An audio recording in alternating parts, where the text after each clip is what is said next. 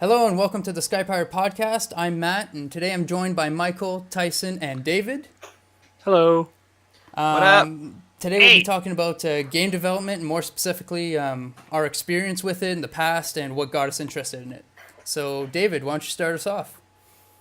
yeah, all right. So, I've been game deving, you could say, uh, for a really, really long time. Like, it goes all the way back to like the early 2000s when I was messing around with like RPG Maker 2000 and 2001. I looked, I can't really find any of those things from back then, but I'm sure it was nothing to be impressed by. Um, but I was just kind of like at that point I was just sort of messing around with like I liked just sort of you could make little maps and get your characters to walk around and you could have like them fight different enemies and I don't know, I was just sort of like getting into that just sort of that idea of like creating these you could kind of like, just the basic idea of like structure and like you're going from place to place and doing stuff. So, Um, Game Maker 2000, you said, no, wait, RPG Maker. RPG Maker 2000. How have you looked at the most recent RPG and like compared it? Yeah, the last one that I've looked at I think is RPG Maker MV, which is there was RPG Maker 2000, 2001, then XP, then VX, then VX Ace, then MV. Maybe there's like I don't know what they're doing now, but yeah, it's radically different. Although actually it's not actually that different. It actually kind of has kind of gone back. It's got a bit of a when they kind of it like became very different, especially around XP, and then they kind of brought it back around to kind of be more of a classic kind of style. Still like high high detail, but like simple style, Oh, if you know really? what I mean. If you look it up, it's like very it's like, the characters are all like short with big heads and everything's like grid based, but like the actual detail on the sprites is like high. Oh, How Um, how much control do you have over what the game looks like? so uh basically pretty much complete because it does come with, a bunch of like sprites of characters walking around in different so it's to be I guess some background is Is RPG it all, Maker is sort of based on that kind of like, the old school Final Fantasy, like that kind of you're looking down, sort of like a semi top down ish RPG. like like Pokemon style and how stuff. Like much control Pokemon do I style. have? Could I make a remake of Pokemon beat for beat, or Uh, would there be a lot of limitations? so with the base game, you could make something very much like Pokemon. Um, but one thing about RPG Maker is that there's a lot of support for, I guess, what you could call modding, but it's a little more direct because essentially what they've done is they've exposed the source code. And I think the most recent RPG Maker lets you actually modify like in JavaScript. Oh, wow. And yeah, so people make all kinds of scripts that you can just very easily add into the game to change and increase functionality. So it's actually a very, very easy to change up. And there's a lot of resources online. That's like messing like looking around for like RPG Maker sprites or scripts to do such and such a thing is like one of my earliest like experiences, like just kind of like looking around on the internet for stuff, going into forums. People would be like, oh, this is this thing that I made, oh, blah blah blah blah blah. How old are you at this How time? old was I? I don't know. This is like probably elementary school to high school All right. era. Wow. So um still pretty young, but yeah, wow. yeah. Well, like, how much were you like jumping into the code and changing things? Oh, not at all. Yeah. I figured out like enough to be like I didn't do anything myself, but I figured out how to add other people's stuff. That's the Right. extent of the coding that I did. Right. So you Yeah. understood just enough that when you knew how to plug a thing in and you knew it would work. And let me state that like the plugging code in for the most part was like dead simple. It's like they had like lines of different sections and you just create like essentially like a new file sort of, and you just paste in the person's code and like Yeah. name it something. And it has to go below this thing and above this thing, and oh look, now it works. But yeah, so and then by the time I started getting into XP, which is like kind of that's kind of around where like I started making like a lot more complicated stuff, and I still have all of that. But one thing that I would do is I've started a ton of RPGs, and I haven't like finished the vast majority of them. Sounds like my music. Because I mean, yeah, it's like you're like, oh man, wouldn't it be cool if there was this RPG set in this thing and this is the story, and you start making, you're like, yeah, and then it's like, well, I'm out of ideas. Yeah. Or it's like, oh, now I don't want to execute on all these ideas. That takes a lot of work. I just want to keep coming up with new ideas. Yeah, that's the fun part. Yeah, so like RPG Maker, like it was sort of the first sort of game dev sort of thing where, I mean, like in the later use of the program, it's like I'd be making I'd make all these like big like kind of like dungeons, like standard RPG stuff where like all this kind of like Zelda style thing where you got like raise and lower the water. I mean, it's not literally being raised. It's like it's changing the map, and in the different maps, it's like, oh, the water's just snap and it's changed because I didn't have any. It's no like physics or anything like that, and no like flow. Like it's like a 2D program. Yeah, actually, some of the later stuff, they like RPG Maker XP and later, they do some interesting stuff. Like they let you change pretty easily, like all of like the math of it. It's like, oh, an attack, right? Like what happens when you just do a regular attack? It's like, oh, you can change it. It's like 2 times the attack minus 3 times the defense, plus the luck or something like that. Like you can just do whatever because there's all these different values that your characters have and abilities that they learn over time, and it's a lot like like any kind of like even like a tabletop RPG where it's like, oh, this character is this class and they can use these weapons, they have these spells, etc. Oh, so in the RPG Maker, your character will by default have all these stats, and it allows you to actually go in and manipulate everything, all those numbers, all those stats. Yeah, the game is just a ton of numbers. You're like changing the health of monsters, how likely they are to do this attack, or you can script it so that like there's like there's dialogue or whatever. And actually, I haven't even gotten to like the main game devy part of all of this, which is the event system. So in RPG Maker, you can make you can place buildings, etc., but you can also have like events that are triggered by different things, that move, that do anything. Like so you can make an event of like a person That's how you do your walking. story. Yeah, or you can have triggers and switches. Like very much like, basic programming stuff about like Booleans and all of that, but like it works in a completely different way. And this is years before I did any like real programming, but like just kind of this like, it's like, oh, you talk to this guy, so now this switch is triggered, and then you go to this other guy, and then because you've talked to, like just basic stuff like that. Yeah. If statements and all that, and But you just didn't realize what they were at the time. Yeah, I didn't know what I was learning essentially. But it sounds like that program's really well built for newcomers to game development, especially kids, apparently at your age, elementary school. Oh, absolutely. I would say that it's very beginner friendly. I don't know if you guys remember this, but I don't know if you guys ever took computer science in high school, but there was when we first did computer science back in grade 10, they had this programming application. I can't remember what it's called now, of course, but you didn't actually like type any code. You just kind of like drag and drop little Scratch? bundles of stuff. Scratch. I hated that. I mean, yeah, as a way to learn programming, I guess it kind of makes sense. But that's kind of like the feel that I'm getting of this this RPG Maker. Is that kind of style? Am I wrong there? Or Well, no, you were still like. It's a little more complicated than that. Like you'd kind of, you know what?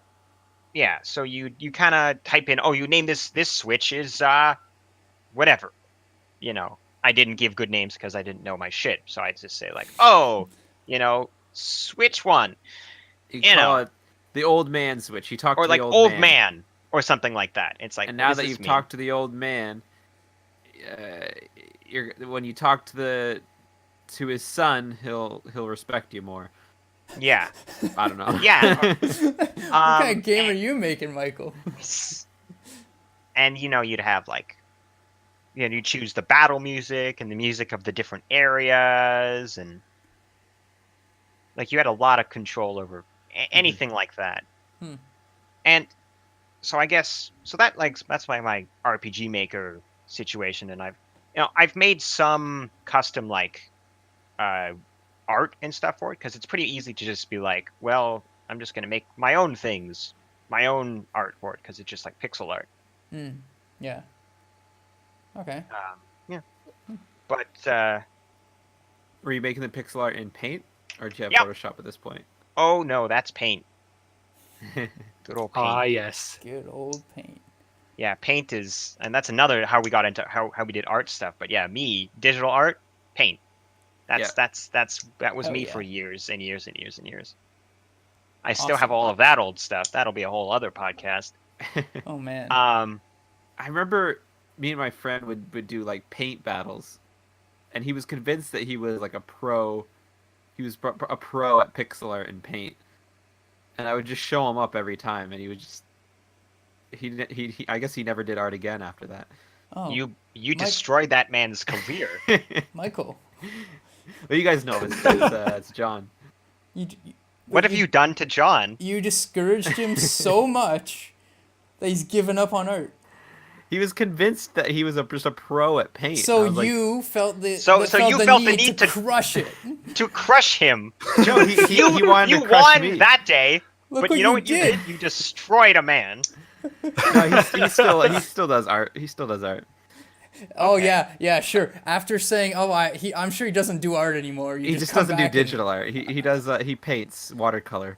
Oh, okay. Oh, that's nice. Yeah, okay. They're terrible. I mean, they're amazing. Michael. Michael, please. Michael, please. It's one of those kinds of friendships where we can really easily talk about each other like that. It's all good. Okay. All right. I guess on that note, Michael. Well, no, I've got a lot more to say. Oh yeah. Okay. Oh yes, a lot more. We've only scratched the surface. We've only just started. No, yeah. So kind of, sort of, not, sort of happening parallel to me messing around in RPG Maker. I started messing around in a program called Game Maker. I've heard of that one. Yeah. So Game Maker is a lot more freeform, right? RPG Maker is very, like, it's like, well, you're going to make this kind of game in RPG Maker, so everything's just kind of built in, and you're just kind of adjusting the numbers of the stuff, right? Whereas a Game Maker, like, nothing's built in. Oh. So, well, not nothing, but you know what I mean. Like, it's just like, it's still kind of 2D, but at least in the free version. Or at least, I don't know what it is now. Like, in the old free, like in one of the old, I think, whatever Game Maker version I started on. The free version of that, it's just 2D. I can't do any 3D stuff. And it was just a lot more like you're creating... Yeah, it's the same sort of thing. Like you create objects, define how they move, give them rules. This is actually a lot more like what Tyson was talking about. Like, you're sort of... The way you code the objects, the way you program them, is essentially you're coding, but you're coding by, like, each command is essentially picked from, like, a palette of commands. Mm-hmm. And, like, symbols and stuff. So it's like, let's say you wanted to have, like, a conditional statement. Like, you'd just be like, you have a conditional thing. And then it's like, then you would have like an open thing and then a bunch of stuff and a closing thing. So if the condition was true, all of this stuff would happen, kind of thing. And so you'd make objects like so the first game I'm ever made was the sample game that it came with was a simplified version of the shoot 'em up plane game 1945. Oh, classic. Which is like you're flying a little like plane, and then there's planes flying from the top, and you're kind of strafing back and forth and shooting at them. Yeah. Like River Raid.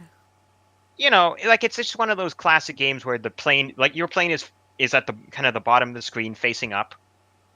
I'm trying and to find there's a picture planes of it. flying from the top of the screen. You want to shoot them. Okay. Points. Yeah, it looks So like looks like it's like a more advanced version of River Raid, which is like yeah, an but this is Atari like game. this is like a simplified game maker version of it, so it wasn't yeah. very very uncomplicated. A shmup. A shmup, yes. So what I did is I reskinned it. Didn't really change any of the code, but I reskinned it to have it be a Jedi Starfighter thing taking Nice. place. Now, when did episode 3 come out? Must have been 2005. 2005. So it was at this point it was 2005 or later, because it was based on the beginning of episode 3 when they were in that big space battle. Right. Mm-hmm. So I like this Greatest cinematic achievements of my childhood. Yes. So basically what happened is there's a bunch of droid starfighters flying from the top. And at the beginning of it, you see a yellow and a red Jedi starfighter fly off. And it's like, oh, that's, Anakin and Obi-Wan. And you're controlling this blue Jedi starfighter. Oh. And you're just shooting guys. And that's it. They're just flying at you and you're shooting them. The end. And then what I did, sort of a thing that instead of just me reskinning something, is I made this multi-level game where basically the controls are you're playing, so I had this stuffed animal hedgehog, Okay. Prickles, and I made a game where you controlled Prickles, but you're flying around and you're shooting beams at things on kind of a 2D plane. And each level would be just like weird shit. Like this one, you're on this weird space background, and there's a bunch of, I don't even know, like stop signs flying around, and you got to shoot them, Or like this one has like, it's like a plant and it's shooting spores at you or stuff like that. Like just like complete random nonsense. Okay. So that was the first like non-RPG Maker game that had like kind of a series of levels and kind of a vague plot, if you could call it that. The plot is that he was traveling between dimensions, of course. Of course. Yeah. Out of curiosity, did this character Prickles did he have a mech suit? No. Okay, so your love for mech suits came much later then.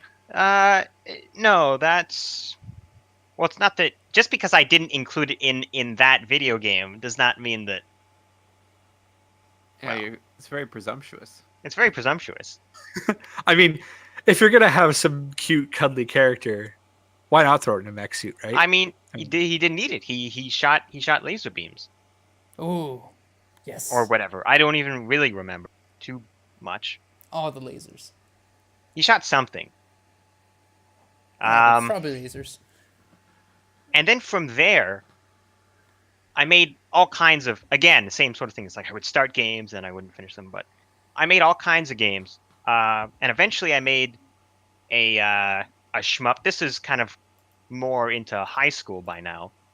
But I made a shmup where you're playing this starfighter, but like in my own kind of stuff. But it's more like a starfighter where you're like asteroid style, where you can turn in any direction and ships are flying around in this big area. Mm-hmm. And in that one, you're just kind of trying to survive as long as you can, because I was trying to make this big sweeping story with these like series of levels, but then I was just like, ugh. So instead of doing all of that, I wrote a story about that. And then I just made the game like you're just flying around and you're in a space, you're in a solar system, and you just got to survive as long as you can. The end. I see. Because I got lazy. Ah, laziness, the wonder, the wonderful thing. Yeah, and it wasn't until like partway through IMD that I even started doing stuff in Unity. Like up until then, like GameMaker was the most advanced thing I was working with. So you're always hopping from an engine to another engine. Yeah, Have you ever made a game that with no engine? with no engine. No, I'm not that hardcore. Does Java count as an engine? No. Okay, because I've made a Java game before, and that was that was fun. So you have made games, Tyson. Yeah, When I say that I've made games, I mean like literal garbage that would pass as a class project. Basically, I decided to piss off Sadness. my professor because he forced us to learn Java. So I made a Java ripoff of Pong, where at the very last second the AI paddle would instantly go to the position of the ball, so you could never win. Right. It was impossible. It was in Pong possible. That was an awful Impossible. pun. in Pong. Is that what you called it? Impongable? No, I called it Moyes _ Tyson _ assignment whatever. Wow, how'd you come up with that name? Oh man. Huh. So anything else, David? Any other Well, just origins? as kind of so in that second year programming class in IMD, when we were making games with Allegro, Yeah. kind of That like was I a little made bit like I made a kind of a V2 of that asteroids type game I just described as the final project. And because I was like, I want to do something I'm familiar with. Was it better? It was better because I didn't when I was making the first one, I was like, well, am I going to try to code AI? Uh-oh. And I was like, no. So what I did is there was this function in GameMaker where you can make stuff travel along like paths. So I just made a bunch of weird random paths, and I had the I had the enemies just randomly pick a path to travel along, and then they would just always shoot at you. Yeah. Clever. And that was it. That was the AI in the first one. But in the actual one in IMD, they did have sort of an AI.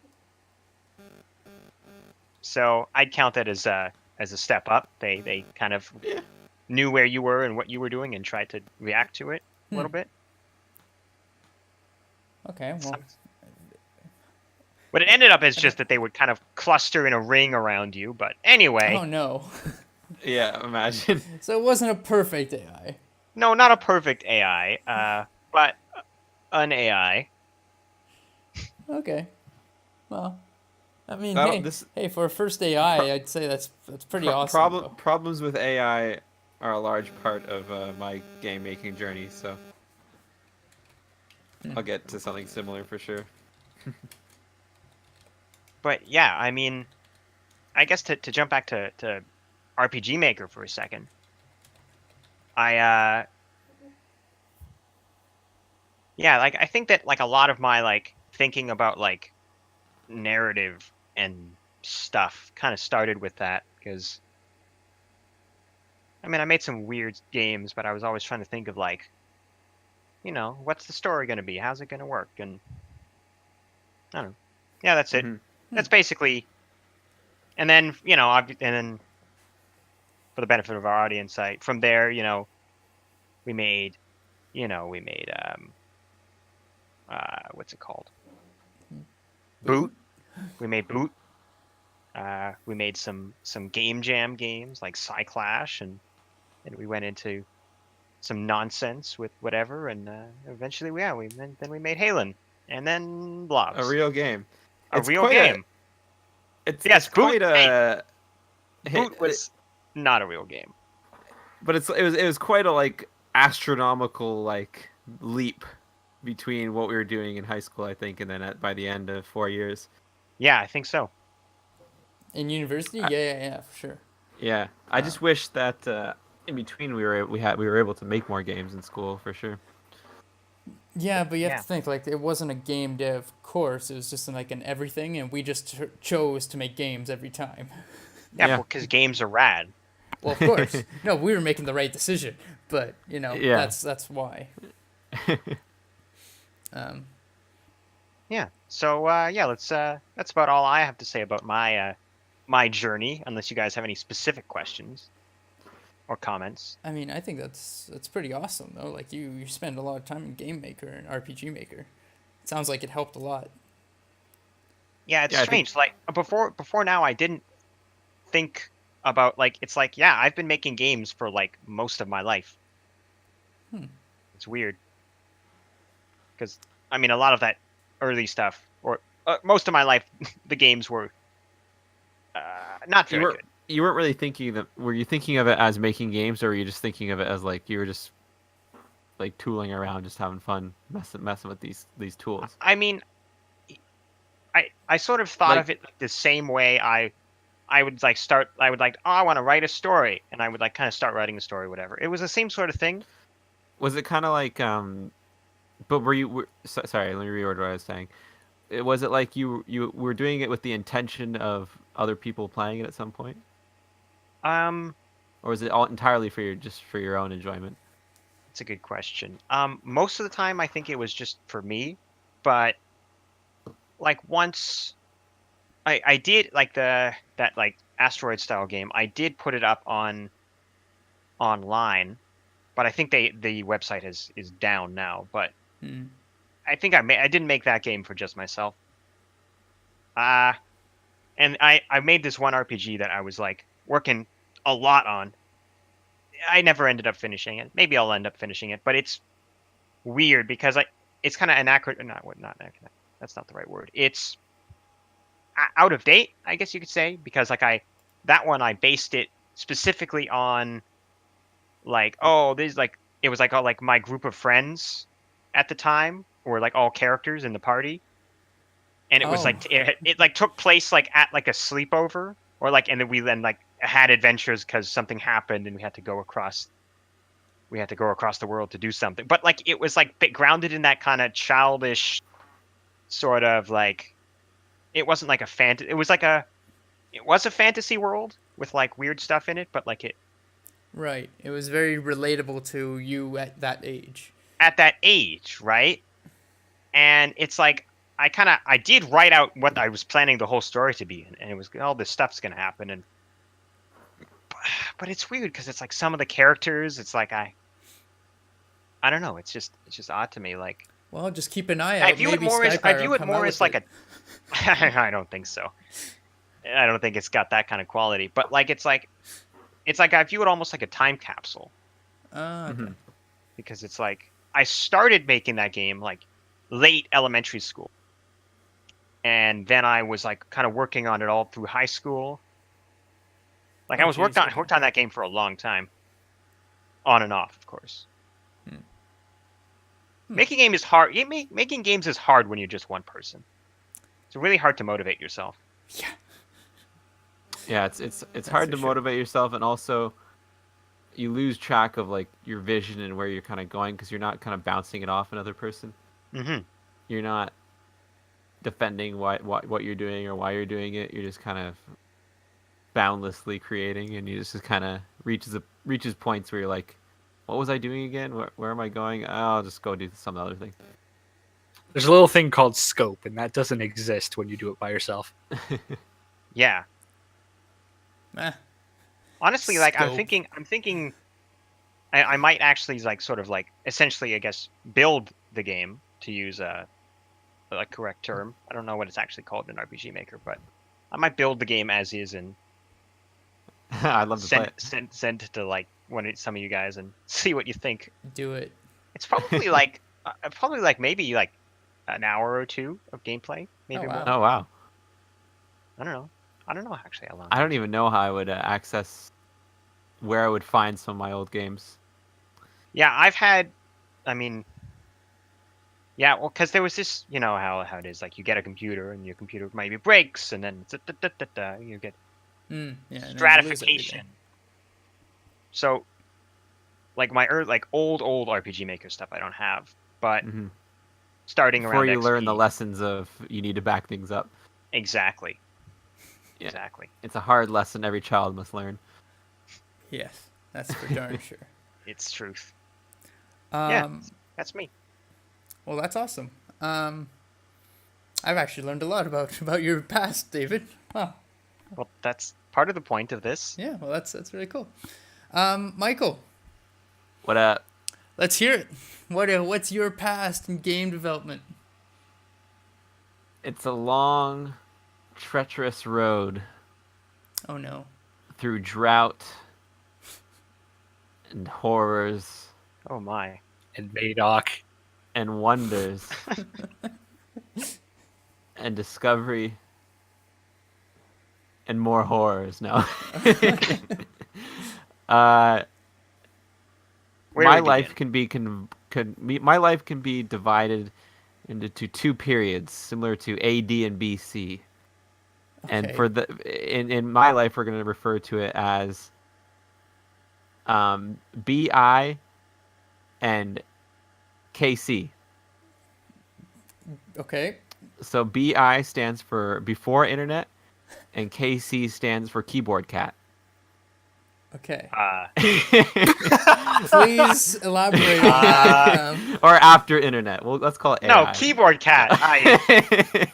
In the third year Third of the year keyboard of cat. KC. The year of our keyboard cat. Yeah, I have to know now. So like David's story is all about him going online. He discovers this thing called RPG Maker. He's looking up what people are making in it. There's an outside world that he's communicating with, and it's easy to communicate with, and it exists in his life. I did not have that because I lived in a remote area of Canada where all we had was dial-up. And if you were on just for all those kids out there, if you're on the internet, I wouldn't even call it internet. If you were on the little trickle system of like, like those little water dispensers that gerbils have. It was like That's that. really what it was. That is what it was. If you're on the trickle, no one else could make a phone call or like receive phone calls, and so my parents wouldn't.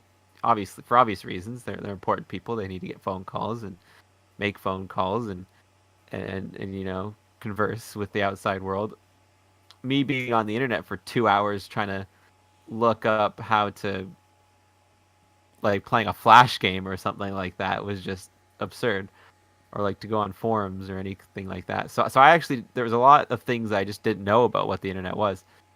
So the entirety of my world is kind of download like CDs and like playing video games that I bought at the store and like learning things through like,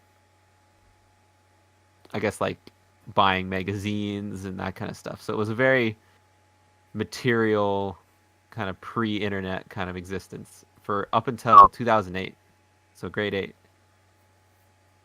But I guess to like get into actual me, like my game development past, growing up like playing, I was an only child, so I was always like coming up with interesting ways to Wait, entertain myself. don't you have a sister? I have a sister, but she's 8 years older than me, so she didn't want to hang out with. Yeah, like if she's 16, Michael was 8, so he's just a little kid. Like, ugh. Yeah, by the time I'm like a conscious person, she's a teenager, which you know how teenagers are. And by the time I'm a teenager, she's in university and gone away. Could I So- actually interrupt for just a moment Yeah, as a sure. sidebar? Because it's interesting to me because my brother is 7 years older than me, so not too big of a difference between that.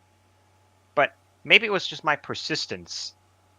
But like, yeah, I don't know. I kind of. Well, your brother was probably doing cool things like playing video games, and Oh yeah, he's yes. whereas my sister was working on homework and playing piano, which I did connect her with her on that on, and then I guess like watching Anne of Green Gables and kind of I guess to my young mind girly stuff that I didn't really care about. I can kind of side with you, Michael, because my brother and I, when I was younger, were very different people. Where my brother was very athletic and very popular in school.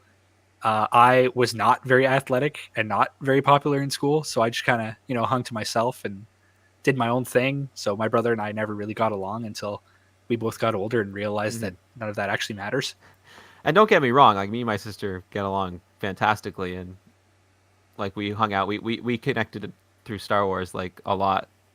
She introduced me to Star Wars, which is a huge part of was a huge part of my life, and it still is to a certain extent. But that's a whole other matter. That sequel trilogy, though. Tyson, can I just point out that in Twitch there's the first Tyson please. I immediately noticed that. I figured that if one of you didn't, somebody in the chat probably did. So it happened. So there you go. Michael, continue. So, anyways, let's move on with me because I matter the most. I'm not laughing at you like not mattering. No, I'm just joking. That never mind.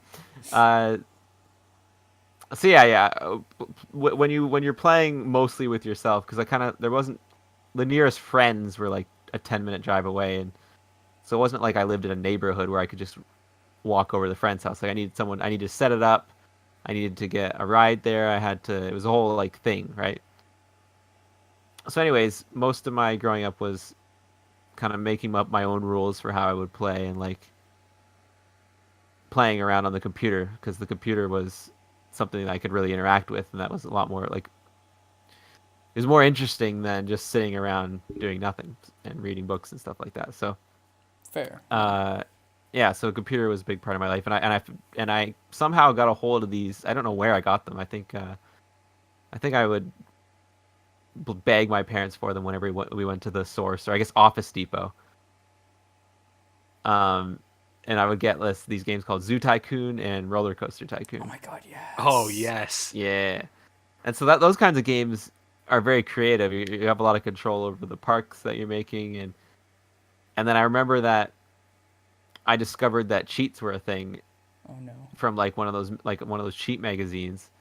And so in my few times accessing the internet, it was loading those cheat websites to download cheat codes. So I would have to I would spend like a good 10 minutes loading up a cheat code web page, and then I would print them out. And so that I could put them into the game. So that was cool. That was kind of like that early idea that you can mess with a game or like change something about a game.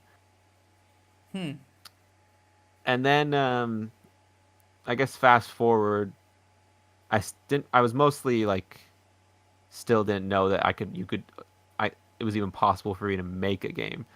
But I got into the game industry a lot. Like I watched G4 TV a lot. If you guys remember that. Yep. Yeah. Yep. And that had shows like X-Play and Attack of the Show and Reviews on the Run and all that kind of stuff. And so I followed games industry a lot. That's where that kind of happened. And I discovered that there was these people who made games, and like I wanted to know how that worked. They weren't just spawned. Yeah, exactly. And then I guess 2006 onwards is where my world of kind of starts to explode. My friends have high-speed internet. They're telling me about things that, like, we're playing like Halo 3, which has like this Forge mode where you can kind of create your own levels and make your own game modes and stuff like that. and then this game comes out called Little Big Planet, Oh yeah. where you can have this like full control. It's like the whole game is built around this idea that you after you're done playing the main game, you're collecting items to put in your own levels, to make your own levels, and then you can share them with the world, and other people can play them, and so that was a big part of my growing up, is like making levels in that, and then going and playing other people's levels, and then kind of connecting with people on forums. So Little Big Planet came out in 2008, which is the year I got internet. So Wow, did Little Big 2008 really? yeah, 10 years ago. Wow, that's So Little Big Planet came out, crazy. and the first few things I did on high speed internet when I got it in 2008 was go on like PlayStation forums and connect with other people who were playing Little Big Planet and see what they were up to and play with them, and I would join them in their games, and we would build levels together, or like share each other's levels. That was a huge thing. That's cool. Yeah, That's cool. and then around 2010, I took a programming class. Yeah, I found out that there was this programming class, and I didn't think I would be like smart enough for it. I wasn't sure if I was gonna be able to do it, but it turned out that I was pretty good at it, and there was only 3 people in my class that took it. Wow. So that they actually, after I graduated, the programming class ended because not enough people took it in my school. That's sad. Same with the accounting class, and I took that too. Like those 2 classes, seemingly only me, my best friend, and like my other best friend were interested in those classes. Really? Do you know? Everyone else was doing like auto and wood shop and all that kind of stuff. Do you know if those classes have come back? I don't know how often you No, I have no idea. visit your high school, but I haven't visited my high school since I left. I have no interest, but yeah, Fair enough. that's a but I'm still friends on Facebook with my programming teacher. He was really influential on me. We did programming competitions. oh, wow, really? And then we would rush. He basically gave us all of our coursework right away, and we could just do it at our own pace. And then he would just kind of check up on us, see where we were, and then he would give us kind of lessons as we went along. That was how my programming courses went as well. Yeah, so we would always finish all the classwork like in the first couple months of the semester, the first month or so, and then he would just give us the rest of the course to make a game. Oh, that's cool. We did that for grade 10, 11, and 12. So me and my 2 friends, Matt and Michael. Triple We would M. yeah. So I think Matt Main's the one guy, like I think he works for Microsoft now or something. He became a software developer. He wasn't really into games. He was more into the boring part of programming. Fair. Okay. Yeah. Whereas me and Matt were more into the cool, fun part of programming. So we were always really excited to make the games and stuff, and he was more excited, I don't know, to make like GUIs and whatever. I don't know. So anyways, our first game that we made was called Zombie Horde. So this is the first full legit game that me and my friends made. Okay. And it was no engine, completely from scratch. We had to code everything. Like we even had to code the things that let us load in images and stuff like that. Yeah. And we couldn't make images rotate, so we had to draw like the character who rotated. We had to draw him using like we would have to tell. So the programming language is called Turing. Yes, Turing. Oh my Yeah, God. and it has some very basic graphics capabilities. So we had to draw our characters with the graphics engine, I guess you would say, the graphics commands. But everything else was pixel art that I made in Paint. In Paint, here we go with the paint. Yeah, and I also wrote Well, some, Paint and is very also, accessible.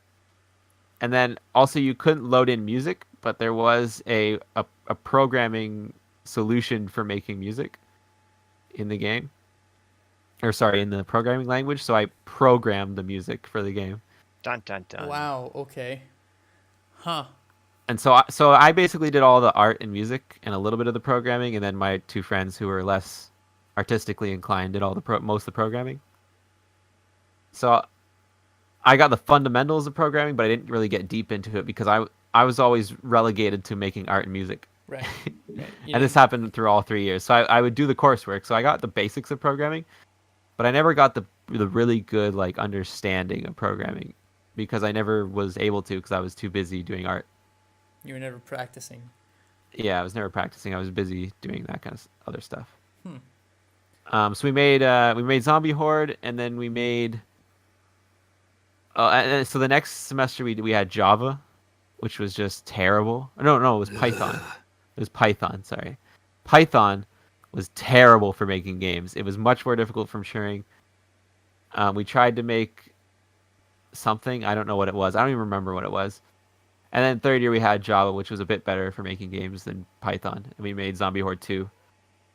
Zombie Horde 1 was just a fixed screen where you stand in the middle. You start with a pistol. Zombies come in from all four corners and they follow you. And if they get close to you, you get hurt. And you shoot them. And then when you shoot them, you get money. And then you can upgrade your weapon to a shotgun and then a machine gun and then a Gatling gun.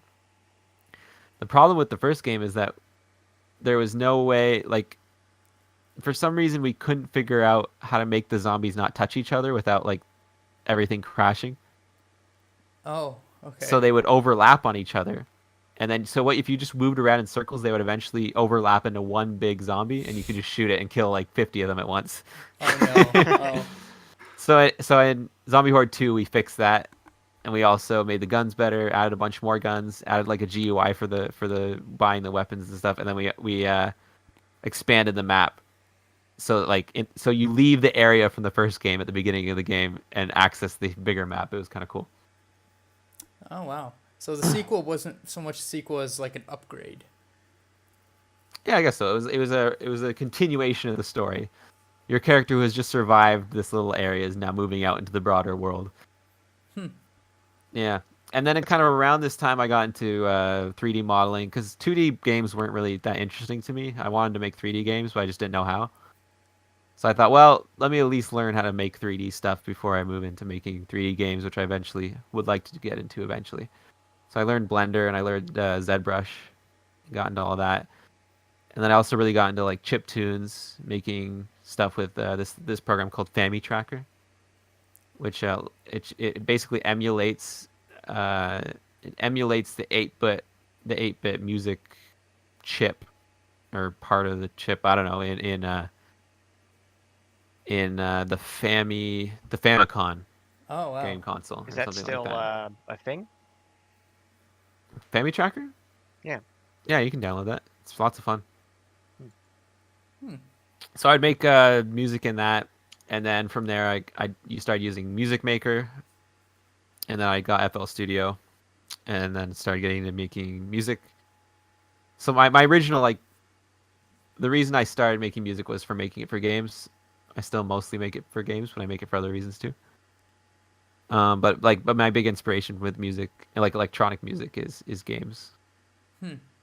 I really just thought you were just interested in music, and then you kind of like retrofitted that into the games, but No, I got into electronic music because of games. Otherwise, I'd still be listening to like rock, like classic rock and like progressive rock is what I was really into, like prog rock, like Dream Theater, that kind of stuff.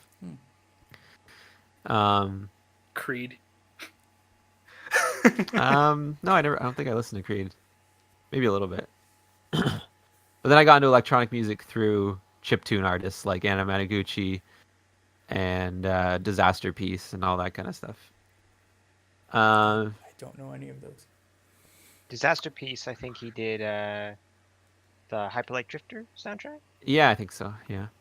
It's good stuff.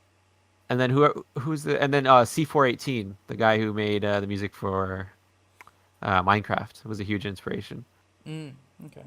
I don't remember his name at the moment, but yeah. Yeah, and speaking of that, Minecraft, also a huge inspiration. Like building worlds in that game was really cool. Building houses and building many things. Yeah. Yeah, and then sure. IMD is the kind of where I meet you guys, and then we start making crazy stuff. Crazy stuff. Yeah. So I basically only made 3 games. Three major games. We made little games, little tests and stuff, but like 3 major games before university. And they were just 2D top-down shooters games. Okay. Yeah. But made with no engine. I never touched an engine until Well, aren't you so special? Unity. Because I just didn't know they existed. I didn't know what an engine was. I had no internet or no. I wasn't looking into that kind of stuff. Yeah. I mean. But I definitely felt like holier than thou because I wasn't using an engine. Once I learned what engines were, I was like, I don't need an engine. I can make it all myself. Well, yeah. Why? So, yeah. Why would you need an engine? You're So a wizard. I would have never even touched RPG Maker, probably, even if I did find out about it. Just because I was arrogant, I guess. I don't know. Or you didn't know the. I guess it was like the idea of like, I want to make everything myself. I want it to be 100% my work. Right. Because I would have like when I was trying to look for things to make music with, it was like, oh, you can download these like things where you could rearrange samples, but you couldn't like record your own stuff or make your own melodies and stuff like that. And I was like, I don't want that. I want to make my own music. And then it was like, I was messing around with like the Spore Creature Creator. Yes. And I was like, this is great, but I want to make my own stuff. So then I discovered Blender. That kind of stuff, you know?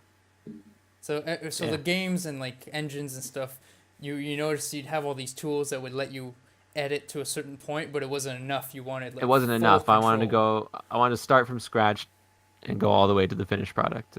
And yeah, that's kind of was me. It was all me. And of course that led to me never getting a lot done and never accomplishing very much because I wanted to start from scratch on everything, and that takes time and skill and yeah, which I didn't have. And you were a one-person army. One-person army, yeah. So with very little starting knowledge. I obviously know a lot more now, but yeah, just no internet to kind of learn things from. Yeah, that's fair.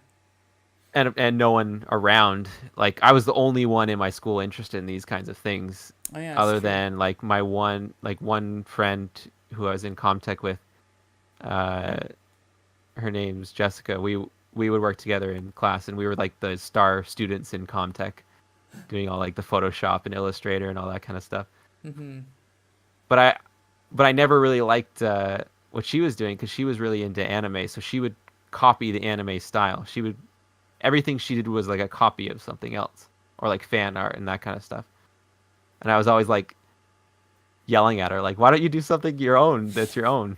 You're a terrible person. I like the idea of a very quiet Comtech room. Everyone's doing the work, and then you just yell at the top of your lungs, "Why don't you just do something new yourself?" Yeah.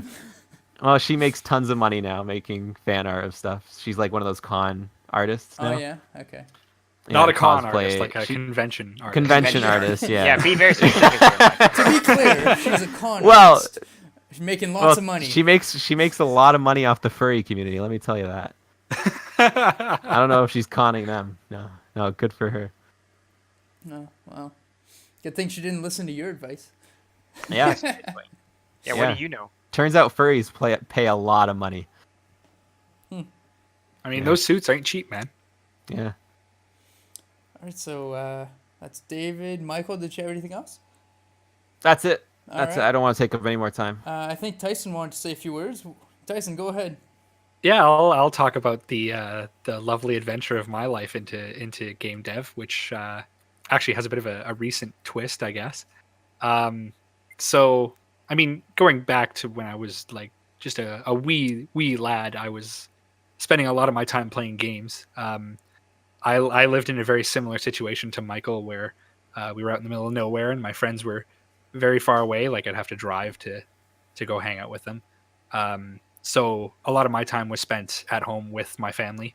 And then the day came, I can't remember exactly when. It was probably 97 or 98. I would have been 4 or 5. We got our first computer. And I spent so much time on that computer. I played so many games. We also had a Sega Genesis at the time, so there was a lot of time playing on that. Played a lot of sports games, played a lot of NHL, played a lot of racing games because at that time I didn't really have my own defined gaming taste. I just kind of copied what my brother had because he was 6 years older and really had to say in what games we were going to play. And of course, kicked my butt all the time. And of course, he's the older brother, 5. so he knows everything in this, of course. in this case. Yep, Yeah, of course. The first game that I really got into on my own was Knights of the Old Republic 2. And that would have been, I don't know, maybe I was 11 or 12. I don't remember exactly when Knights of the Old Republic 2 came out. But when I started playing it was already a couple years old. And at that point I was just kind of learning. I didn't really understand that it was like an RPG game. I mean, I kind of did, but I didn't really play the RPG style. I was just like, "Ooh, look, Jedi, Sith, lightsabers, yay!" So I spent a lot of time in that game. I've beaten it more times than I can possibly count. But back then, when I was a kid, I didn't really understand the concept of like puzzle solving. So I would reach a puzzle, and then I wouldn't know how to do it. So I just Googled the answer. Looking back now, I have so much shame. And then I guess my delving into the creative aspect of things kind of shifted around a lot. I studied a lot of acting when I was in grade 8 going into high school. I acted in a musical in elementary school, which really gave me an interest in acting, which then quickly shifted to computer programming, ironically, in an English class when I was reading a book for a project about some teenage boy who took down the government with some elite programming skills. Sorry. You said, okay, so you got into acting, but then through an English class, you got into programming related to acting? No, sorry. So I should rephrase that. So Yeah, you're I'm just jumping trying around. to. Yeah, I'm jumping around through my life because that's what I did at this point in my life. I jumped around a lot. So it went from really being into acting, and then grade 10 English class shows up, and I read this book about a kid who is a really good programmer, and he like codes all these things, and he makes all these devices, and then the government starts getting really questionable with its stuff, so he like hacks against the government, and it's this whole really enthralling story. Okay. Which of course I fell in love with because I was the loner kid, and the idea of being able to use programming to exact vengeance was something that really enticed 10th grade me. Oh boy. Okay. I was a troubled child. So that got me into programming, and actually the first thing I coded myself was a multi-game launcher where I had so many games and so many shortcuts on my desktop that it just became too cluttered for my liking. So what I did was I coded a thing in Python where you would type in a number and it would associate to a game and it would launch that game. It's hilariously simple, but that's what really inspired my love for programming. So you'd have to memorize which number went with each game? No, it was like a text box would show up, and it's like, punch this number for this game, punch this number for this game, which sounds great at first until you realize that I had like 50 games installed. And then you had to did you have to reprogram it each time?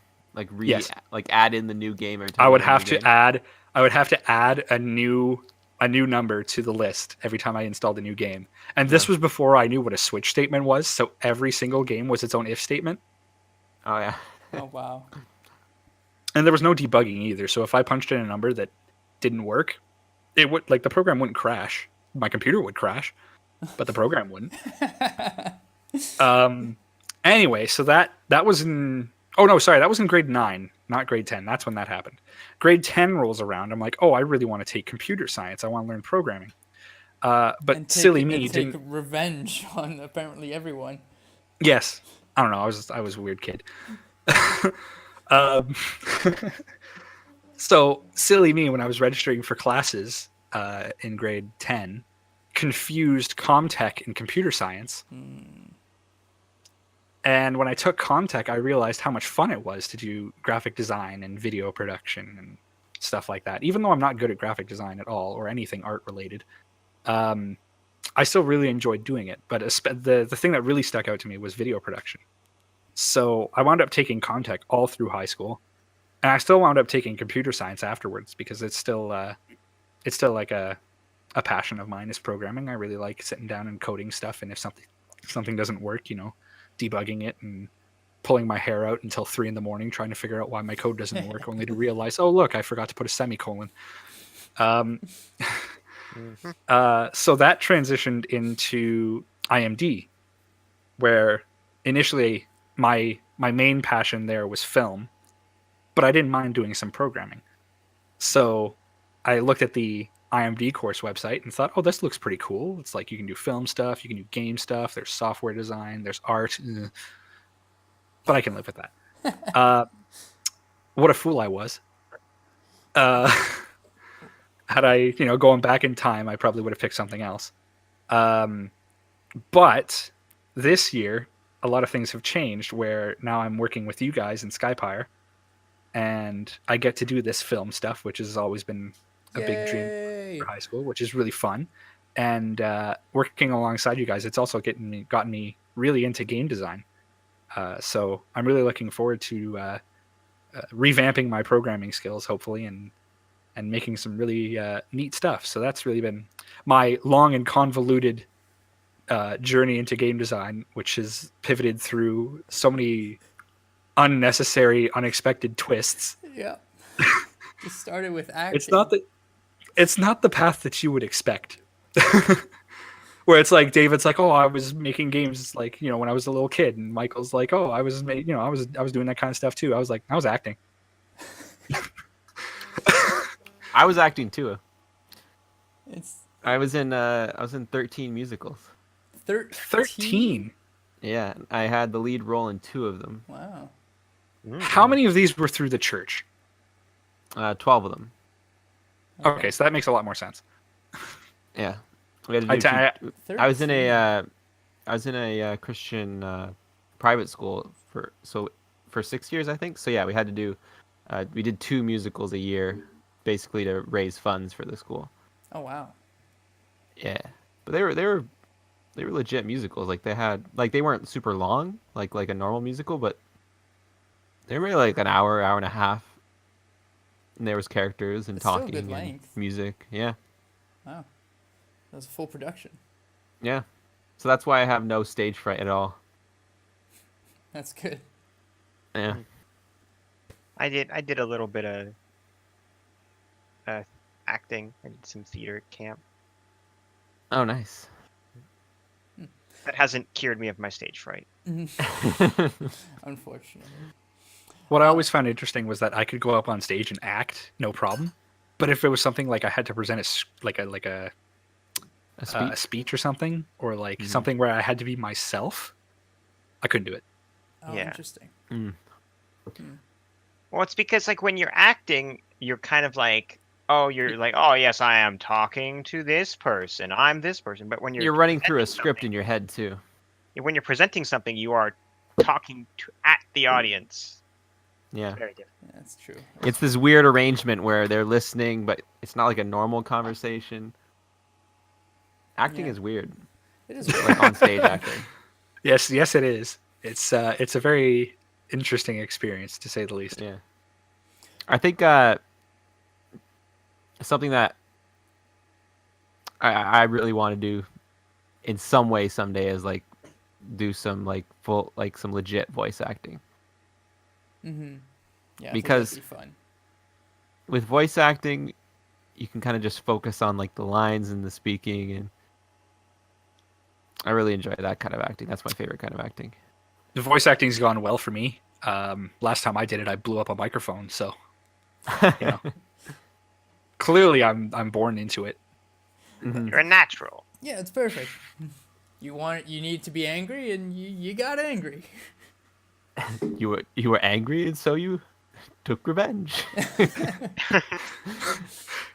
Well, It seems in your anger, you blew up the microphone. Oh my god. Okay, well, I think on that note, we'll call it there. So we've explored, 3 very different paths and journeys to game development. Yeah. I think anyone can do game development. You don't have to have like a storied past with game development or like been born into it or like doing it all the time. No, not at all. It's not like Yeah. a hero's backstory here.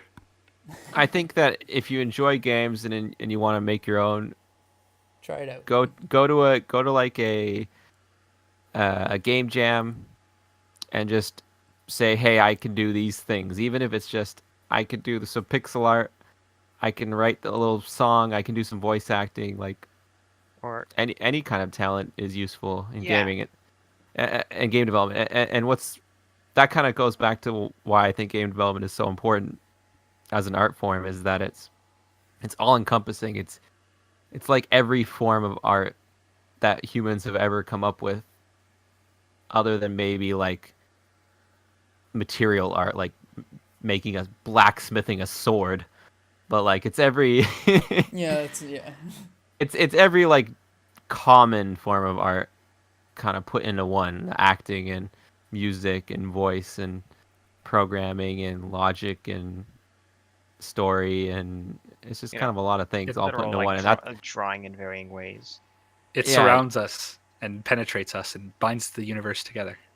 Yeah, and so that's what interests me in gaming, from like a broader human history, kind of like broader picture kind of perspective, and I feel it's really important. So that's why I'm part of it and interested in it. Yeah, well, I mean, I think think that goes for most of us. Yeah. I think that yeah, like another thing about game dev is that like, yeah, you just have to be able to think about these kinds. Like you don't even really, like even when we started, at least for me, like I didn't know what I was doing. I wasn't making anything remarkable, but like I worked on it. And I think that anyone can, there's a lot of tools out there, tools like Game Maker, that you can mess around in, and they're a little more friendly than just kind of jumping into. And even Unity is, if you can, Unity's pretty friendly. Yeah, I think lots of documentation and resources on it. Game engines can be kind of likened to like when paints became easily available to painters, or when the digital camera was made, and now people, or like the home camera, video camera was made, when people could make movies without needing like to buy super expensive cameras and equipment and all that kind of stuff. It's like it's kind of like this public dispersal of this tool that now anyone can work with. Yeah, especially you don't have to work from the ground up anymore. Yeah, I love this era of gaming that we're in, or game development that we're in, where anyone can make a game if they kind of put their thoughts towards it and time towards it. You don't necessarily need tons of money to do it. Yeah, it's good. All right. But we need money, so please give us money. We're extremely poor. I think on that note, we'll call it there. So thank you very much for watching and listening. I hope you guys enjoyed our discussion. And again, we'll do these every first Monday of each month. So we'll be back in November. Go make a game. Go do it. Toodaloo. Make more games. All right, bye.